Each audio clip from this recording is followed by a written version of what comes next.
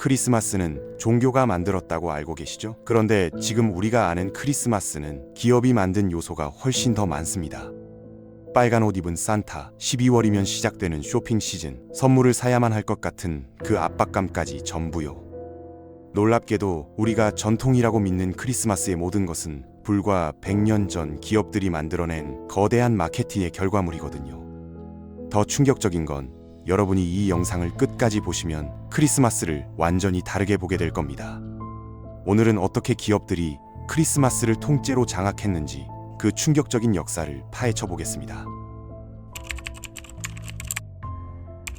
먼저 여러분이 알고 있는 산타클로스부터 이야기해 볼까요? 지금 우리가 아는 그 모습.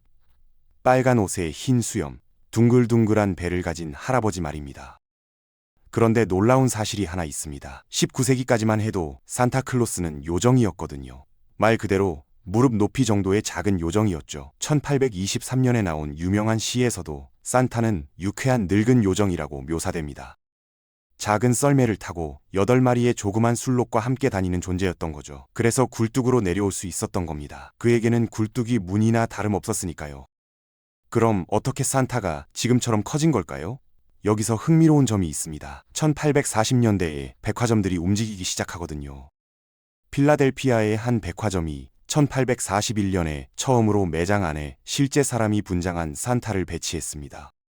사람이 연기를 해야 하니까 당연히 산타의 크기도 사람 크기가 된 거죠. 메이시스 백화점도 1846년에 이 아이디어를 그대로 따라했습니다.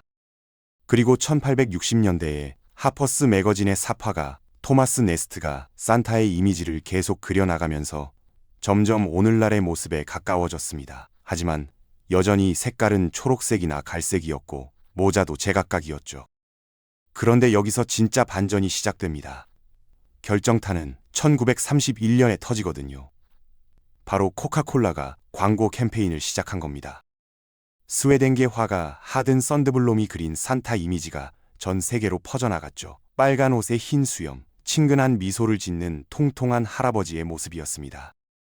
놀라운 건 뭘까요? 코카콜라의 브랜드 컬러인 빨강과 흰색이 그대로 산타의 옷이 된 겁니다. 이 광고는 엄청난 성공을 거뒀고 이후 전 세계 사람들이 산타를 떠올릴 때 이 이미지를 떠올리게 됐죠. 그러니까 지금 우리가 아는 산타는 사실상 탄산음료 회사가 만든 캐릭터인 셈입니다. 하지만 이게 끝이 아닙니다. 기업들의 크리스마스 장악은 이제 시작일 뿐이었거든요. 1924년 11월 27일 뉴욕 맨해튼에서 역사적인 퍼레이드가 열렸습니다. 메이시스 백화점이 주최한 추수감사절 퍼레이드였죠. 할렘에서 미드타운까지 약 10km를 행진하는 거대한 행사였습니다. 악단과 광대들이 앞서가고 동화 속 캐릭터들로 꾸민 수레들이 뒤따랐죠. 심지어 센트럴파크 동물원에서 빌려온 원숭이, 낙타, 곰, 코끼리까지 동원됐는데 동물들은 긴 행진이 싫었는지 길에 배설물을 남겨서 뒤따르는 사람들이 피해 다녀야 했다고 합니다. 그런데 여기서 주목해야 할 점이 있습니다. 이 퍼레이드의 진짜 주인공은 맨 마지막에 등장했거든요. 바로 산타클로스였습니다. 술록이 끄는 썰매를 탄 산타가 나타나자 25만 명이 환호했죠. 산타는 메이시스 백화점 입구 위 황금 왕좌에 앉아서 아이들의 왕으로 즉위했습니다. 그리고 거기서 특별 제작된 윈도우 디스플레이를 공개했죠. 이날이 바로 크리스마스 쇼핑 시즌의 공식적인 시작이 된 겁니다. 추수감사절이 끝나면 크리스마스 쇼핑이 시작된다는 공식이 이때 만들어졌거든요. 그런데 더 놀라운 사실이 있습니다. 1927년부터 이 퍼레이드에 거대한 풍선이 등장하기 시작했는데 첫 번째 풍선이 뭐였을까요? 산타나 호두까기 인형 같은 크리스마스 캐릭터가 아니었습니다. 당시 인기 만화 캐릭터였던 고양이 펠릭스였거든요. 몇 년 뒤에는 미키마우스가 등장했는데 당시로서는 가장 큰 풍선이었다고 합니다. 헤럴드 스퀘어로 비틀거리며 들어오는 모습이 마치 괴수 같았다죠. 뒤이어 플루토, 아기 돼지, 삼형제, 늑대 같은 디즈니 캐릭터들이 줄줄이 나타났습니다. 여기서 핵심은 뭘까요? 이 캐릭터들의 공통점은 전부 메이시스에서 팔 수 있는 상품이 있는 캐릭터들이었다는 겁니다. 크리스마스 퍼레이드가 아니라 사실상 거대한 상품 광고쇼였던 거죠. 이쯤 되면 여러분은 이렇게 생각하실 겁니다. 그럼 옛날 크리스마스는 순수했겠네요. 하지만 진짜 충격은 여기서부터입니다. 빅토리아 시대 영국으로 가보죠. 찰스 디킨스의 크리스마스 캐럴이 나온 그 시대 말입니다. 놀랍게도 그때도 크리스마스는 이미 엄청난 상업적 행사였거든요. 1820년대부터 영국 중산층 사이에서 쇼핑이 주요 여가 활동이 됐습니다. 여러 책들이 아무것도 사지 않고 그냥 구경만 다니는 여성 고객들에 대해 불평할 정도였죠. 그런데 이때 벌어진 일들이 나중에 우리의 공휴일 방식까지 완전히 바꿔놓게 됩니다. 19세기 중반이 되자 대형 백화점들이 속속 문을 열었습니다.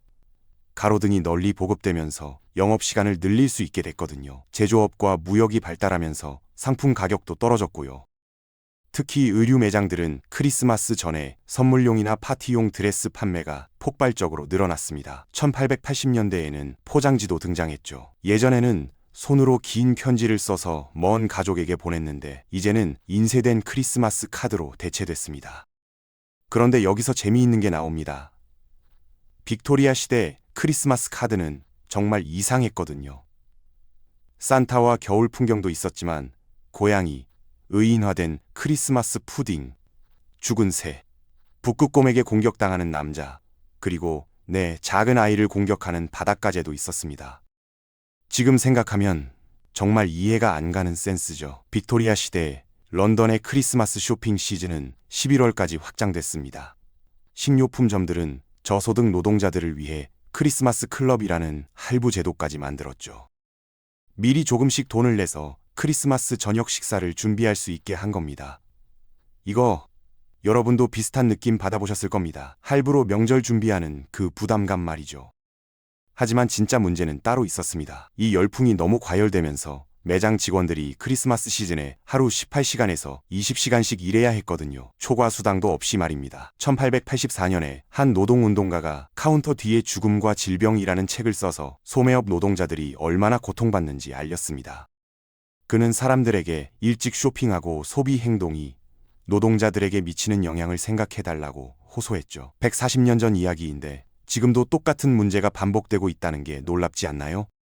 그런데 여기서 더 아이러니한 점이 있습니다. 시장 경제가 쇼핑 시즌을 늘리는 동안 실제 크리스마스 휴일은 줄어들었거든요. 전통적으로 12일이었던 크리스마스 휴가가 산업화 때문에 3일이나 4일로 단축된 겁니다. 기업들은 크리스마스로 돈을 벌면서 동시에 크리스마스 자체는 줄여버린 거죠. 심지어 영국의 크리스마스 카드에 눈 내리는 풍경이 등장하기 시작했는데 영국 12월에는 눈이 잘 안 옵니다.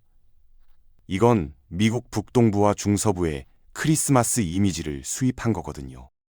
디킨스가 영국 크리스마스를 정의했다고 하지만 사실 그는 미국 작가 워싱턴 어빈이 지어낸 영국 시골 크리스마스 이야기에 크게 영향을 받았습니다. 자, 그럼 미국으로 돌아가 볼까요? 여기서 정말 충격적인 이야기가 나옵니다. 제2차 세계대전 이후 크리스마스는 더욱 거대해졌습니다. 전쟁으로 미국 경제가 강해졌고 제조업이 발달하면서 상품 가격이 낮아졌거든요.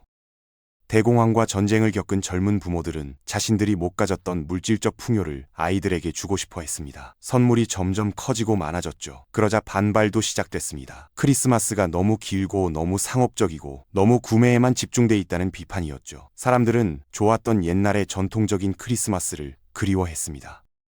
그런데 믿기 어렵겠지만 여기서 충격적인 진실이 하나 더 나옵니다. 그 순수했던 옛날도 사실 상업적이었다는 거죠. 1939년에는 미국 경제가 대공황으로 어려워지자 추수감사절 날짜까지 바뀝니다. 법적으로 추수감사절은 11월 마지막 목요일이었는데 그 해는 30일이었거든요. 쇼핑 시즌이 너무 짧아진 겁니다. 비즈니스계의 압력으로 프랭클린 루스벨트 대통령이 추수감사절을 12월 네 번째 목요일로 일주일 앞당겼습니다. 이게 논란이 돼서 그 해는 두 날짜 모두 추수감사절로 기념됐는데 23일을 비꼬아서 프랭크스 기빈이라고 불렀다고 하죠. 대통령까지 나서서 공휴일을 옮긴 이유가 쇼핑 시즌을 늘리기 위해서였다는 게 정말 놀랍지 않나요? 그럼 이제 여러분은 이렇게 물으실 겁니다. 정말 순수한 크리스마스는 언제 있었나요? 자, 이제 마지막 반전을 준비하세요. 더 옛날로 가봅시다. 고대 로마의 12월 축제 사투르날리아까지 거슬러 올라가죠. 토성의 신 사투르누스를 기리는 축제였는데 노예와 주인이 평등해지는 날이었습니다. 선물은 소박했죠. 빚이나 시집 같은 작은 것들이었거든요. 큰 선물은 자랑으로 여겨졌으니까요. 드디어 순수한 크리스마스를 찾았다 하시겠지만 잠깐만요. 여기서 마지막 충격이 기다리고 있습니다. 이쯤 되면 소름이 돋거든요. 이 축제도 과도했습니다. 로마 작가 마크로비우스는 사투르날리아가 원래 하루였다가 5일로 늘어났지만 사람들은 7일 동안 축제를 벌였다고 기록했습니다. 젊은 플리니우스는 축제를 피해 방에 틀어박혀 있었다고 하고, 스토아 철학자 세네카는 술 취한 사람들 때문에 축제에 참여할지 말지 고민했다고 합니다. 세네카는 당시 유행하던 말을 인용했죠. 예전에는 12월이 한 달이었는데 이제는 1년이 됐다라고요. 우리가 겪는 크리스마스 스트레스가 2000년 전에도 똑같았다는 겁니다. 솔직히 말하면 10월에 크리스마스 장식이 나오는 걸 볼 때 저도 똑같은 기분이 들거든요. 나만 그렇게 느낀 게 아니었구나 싶죠. 결국 모든 걸 맥락에서 보면 어떤 결론이 나올까요? 기업들이 크리스마스를 훔친 게 아닙니다. 그들이 현대적인 외관을 많이 만들어냈지만 그들이 만든 상업적 공세는 사실 휴일 동안 과하게 즐기려는 인간의 원래 성향을 이용한 것뿐이거든요. 이 패턴은 고대 로마까지 거슬러 올라갑니다. 그러니 여러분이 마음껏 즐기든 세네카처럼 소박하게 보내든 그건 여러분의 선택입니다. 중요한 건 우리가 전통이라고 믿는 것들이 사실은 끊임없이 변해왔다는 사실을 아는 겁니다. 크리스마스는 언제나 그 시대가 만들어낸 축제였으니까요. 이제 크리스마스를 다르게 보이시나요?